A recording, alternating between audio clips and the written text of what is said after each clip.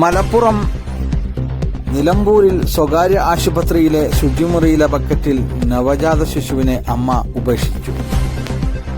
സ്വകാര്യ ആശുപത്രിയിലെ ശുചിമുറിയിലെ ബക്കറ്റിൽ നവജാത ശിശു. കുഞ്ഞിനെ ഉപേക്ഷിച്ചത് വയറുവേദനയുമായി ആശുപത്രിയിലെത്തിയ യുവതി. നിലമ്പൂർ അകമ്പാടത്തെ സ്വകാര്യ ആശുപത്രിയിലെ ശുചിമുറിയിൽ നവജാത ശിശുവിനെ ബക്കറ്റിൽ ഉപേക്ഷിച്ചതിനായി കണ്ടെത്തി. ചാലിയാർ സ്വദേശിയായ യുവതിയാണ് താൻ ജന്മം നൽകിയ കുഞ്ഞിനെ ആശുപത്രിയിലെ ശുചിമുറിയിൽ ഉപേക്ഷിച്ചു കടന്നത്. വയറുവേദനയെ തുടർന്ന് കഴിഞ്ഞ ദിവസം രാത്രി 11ഓടെയാണ് യുവതി ഭർത്താവിനൊപ്പം അകമ്പാടത്തുള്ള ഫാത്തിമ ആശുപത്രിയിൽ ചികിത്സ തേടിയെത്തി.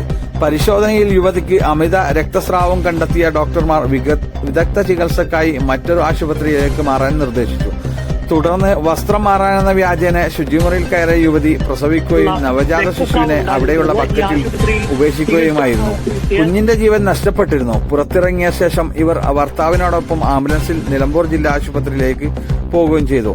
ഇന്ന് രാവിലെ ശുചിമുറി വൃത്തിയാക്കാനെത്തിയ ജീവനക്കാരിയാണ് ബക്കറ്റിൽ കുഞ്ഞിന്റെ മൃതദേഹം കണ്ടത്. ഉടൻ തന്നെ ആശുപത്രി അധികൃതർ വിവരമറിയിച്ചതിനെ തുടർന്ന് നിലമ്പൂർ പോലീസ് സ്ഥലത്തെത്തി അന്വേഷണം ആരംഭിച്ചു.